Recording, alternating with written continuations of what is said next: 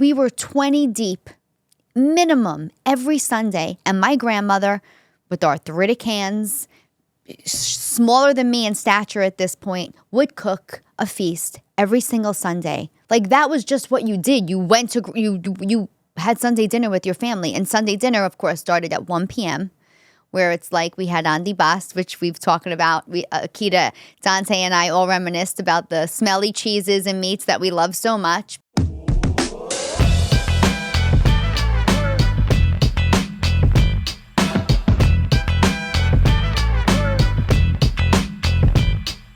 Cawfee Talk. Welcome back to Cawfee Talk, everyone, where the coffee's hot and the talk is real. Guys, I have a very interesting subject. Many of you will be able to relate to. But before I do, I'll ask the question, dare I ask, are Sunday dinners a thing of the past? Let me explain when I say that, right? Because every night of the week, you're going to have to eat dinner at some point. Growing up in the Bronx, I was lucky enough to have my great-grandparents still alive. The matriarch, really, of our family was Mary Pagano, who I found out her real name was Marie after she passed. She was Grandma Mary my whole life. So many women changed their names. Isn't that the same name, though? Mary and Marie? Very similar, but it's not. That is your grandmother? Yeah, my grandmother's name was Marie. And she went by Marie. Marie Mascaro. Yeah, she went by grandmother. Well, yeah. Grandmother? Were you that proper? No, it was grandma. But it was just, so Grandma Mary and my grandpa Joe, they had this house in the Bronx on Wilcox Avenue, and it was where we all congregated every single Sunday. Not just me and my mom, but my grandparents, right? Mary and Joe's son, my favorite man in the world, Grandpa Rudy. I used to call him Poppy Rudy. His wife, my aunt, my cousins, my mother's cousins, all of their kids. And it was like my cousins would have to drive from Hazlet, New Jersey to get to this house in the Bronx. I mean, we were 20 deep, minimum, every Sunday. And my grandmother, with arthritic hands, smaller than me in stature at this point, would cook a feast every single Sunday. And there was no question. Like, that was just what you did. You went to, you had Sunday dinner with your family. And Sunday dinner, of course, started at 1 p.m., where it's like we had Andy Bast, which we've talked about. Akita, Dante, and I all reminisced about the smelly cheeses and meats that we love so much. But everybody would come at 1 o'clock and we would eat, and they had a bar downstairs, and, everybody would eat and drink and yell. Even if we were just talking, it sounded like we were screaming at each other across the table. I couldn't wait for my cousin from New Jersey to come because he was my age, a year older. So it was like, your cousins are always your first friends. And there was no sports event. There were no, even dare I say, showers that I can recall or anything that took place of this Sunday dinner that we just were all not just obligated to be at, but we all kind of just couldn't wait for this day when my grandmother cooked for us and we were all together. There were no cell phones. Technology was so limited. I don't know if maybe there was Atari, but we didn't have that even at my grandmother's house. They didn't have Atari or anything like that. We just played outside. We made games up. We went in the backyard. I don't know. It was just such a different time. And now, so I was home. As you guys know, I'm back and forth from LA. And I got home my last trip to LA, and I knew I was only going to be home for a few days. And I looked at the calendar, and I was like, it was a Saturday night at 5 o'clock. I go, this is the only Sunday, meaning tomorrow, the next day, that I'm going to be home for the rest of the summer. Probably for the next 8 weeks, 2 months. I said, I'm going to text everybody and invite everybody to come over for dinner tomorrow. Now, I just got home from LA. I have a husband who can't boil water. Needless to say, there was no food in my house. I didn't even have a lemon. I had nothing. And I put out a text to 20 plus people and said, dinner tomorrow at my house, 1 o'clock. And I didn't expect, my husband had family in town. I invited cousins from, that live an hour away. They have 2 young kids. I'm like, everybody's going to have something to do tomorrow. Nobody's going to come.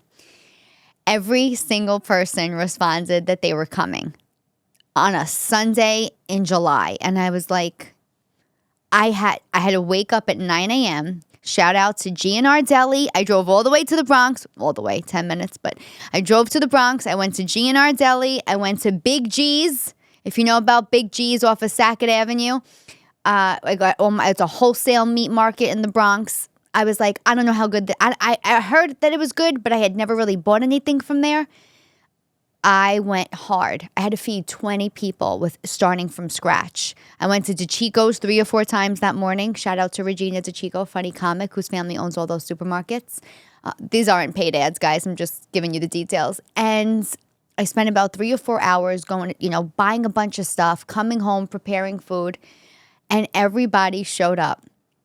And some people didn't leave my house till 11 o'clock at night. They went out on the deck after. They opened up a bottle of Johnny Blue from my bar, Nice Life. Who smoked cigars, who just stayed, all the girls hung out in the living room, kind of like back in the day, how it used to be. And every single person, not just that night when they got home, but the next day texted me and was like, that was unbelievable. Like, everybody was thanking me. Everybody got along, which, let's face it, that's not always the case with big Italian families, congregating. And there could be maybe underlying issues with certain people. There was none of that. There was just everybody getting along, everybody eating and drinking. I bought so much food. And Mike was like, well, this will be a good test to see like what actually goes and what doesn't. I had hardly any food left. We made chicken kebabs, pork kebabs. I made skirt steaks. I made sausage and peppers. I had a big antipasta that I got from GNR that morning. The food, it was just fresh bread from La Nicosia Bakery in the Bronx. My friend Joe. Fun side note. So Joe Nicosia, now the owner of La Nicosia Bakery, which everybody eats, everybody knows Nicosia Bakery in the Bronx. I mean, they ship everywhere because everybody wants Bronx bread. But when I first moved to Pelham Parkway, I was 6 years old. Remember, I came from the projects, single mom. We had this like house in Pelham Parkway. My mother married some guy. They bought a house. My mom went back to school to become a teacher. And here I am in this house and I have no friends. And around the corner was a little boy. He was 5 years old. I always joke that he's the first boy I ever slept with. But he was 5 and I was 6 and we had a slumber party. And he was my very best friend, and I tormented that kid because there was another girl on the block, and he was outnumbered. It was me, Joe Nicosia, Nicole Patney, and we would make him play like Barbies and Cabbage Patch dolls. And he's like this 6'4", huge built, like muscular guy now, and I'm always like, you used to play with Barbies. Don't ever forget where you came from. I don't care. You make bread now, but you used to play Cabbage Patch dolls with me. But he's got this great bakery. I got a whole bunch of stuff from them. And it just had, to circle back, it just had this old school feel to it at my house, where it didn't even seem like too much work, I was just so happy to have everybody there. Listen, I wasn't rolling meatballs and making a gravy like my grandmother did every week. I took the cheap way out and barbecued. But it was such a great day. And now, I have a blended family between my dad and Papa was a Rolling Stone. I have a sister who has another mom, and a lot of the times when I try and connect with certain parts of the family, it's like, who's got lacrosse and soccer and football? And the way kids' sports, listen, I'm not saying that sports isn't important. I used to work for the Yankees. I think sports brings about community and a sense of pride from where you come from. I think there's so many beautiful facets to sports. But I think kids' sports are completely out of control now with the demands on these kids that they can't miss a practice, they can't miss this, they can't miss that. I don't know where the values are going if kids have to miss being with their grandparents or at a family function, which don't get me wrong, family functions can be out of control too. There could be too many, but there's no balance anymore with these kids today. Because I got to be honest, when I put out that text, I was like, people aren't going to be able to all come to my house on a Sunday. Obviously, people were going to have plans. And some people did say to me, hey, we got invited somewhere else, but we just really wanted to come to this. I think we were all kind of starving, for lack of a better term, with all the food that I served. We were just starving for this quality time where nobody was on their cell phones. I don't know if we even put the TV on till the end of the night when the guys went outside for a smoke and a drink. My niece Layla, who's just I know everybody thinks kids are special. She's just a 4-year-old, like, old soul who, like, put on, like, old songs. She did New York, New York, and, like, her name was Lola, and she just sang in my living room, like, kind of like how we used to have to entertain ourselves as little kids. My dad has a big white beard, and she calls him Ho-Ho because she says he looks like Santa, and she just danced around the house with him, and we were all the adults, like, big Italian burly men, everybody you can think of in the living room just watching this little girl put on a show for us. And it was just like, I hate to be corny, but this is really what it's about. And it doesn't necessarily have to be your family. It could be the family you create for yourself. But I was unplugged. I was talking to people. I was feeding people. It was just as much of a high as I get from being off stage. And being on stage, I should say. And I felt like, listen, obviously right now I'm putting in all this time into comedy and podcasting because it's fulfilling, and I do think it's going to get me to somewhere else where I want to be. But I was really happy and really grateful that I kind of had that one Sunday dinner that reminded me of my childhood, to just stop for a second, kind of remind myself why I'm working this hard. Because there isn't a balance. I don't have a work-life balance. Hopefully one day I will. And even when I do, I'm sure it'll be less of a life and more of a work, because that's just how I thrive. But it really made me think, and I hope if you're listening, you have that. There are some people that have messaged me and go, oh, I miss the Sunday dinners. And there are some people that are still keeping the tradition. I had Dante Palminteri in here, and his mom will make such a concerted effort to get us all together on a Sunday sometimes. And I'm so grateful when she does. I always message her after. I'm like, Gianna, thank you for being my home, when I come home. Because sometimes I don't have any food in the fridge, and I don't think to invite people. But this one time I was just like, you know what? I'm going to have people over and I'll figure it out. And I figured it out.